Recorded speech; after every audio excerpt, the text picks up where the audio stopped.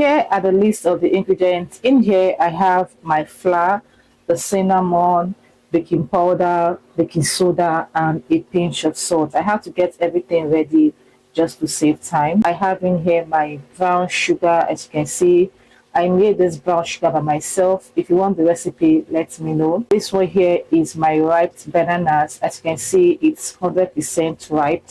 If you want to get a very moist, delicious banana bread, your bananas needs to be very, very ripe. This one here is my fresh eggs. As you can see, I am using chocolate chips for this banana bread because I love chocolate. I am using it.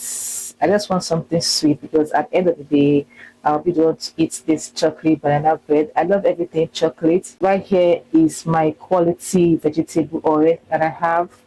I have another measurement here. Right here is my cocoa powder, and this one is my melted chocolate. This particular one is actually optional, but I just want to use it. Like I said, I want something sweet, okay? Hence me using this melted chocolate and the chocolate chips. All right, ladies and gentlemen, it's time to start baking. Let's get to work.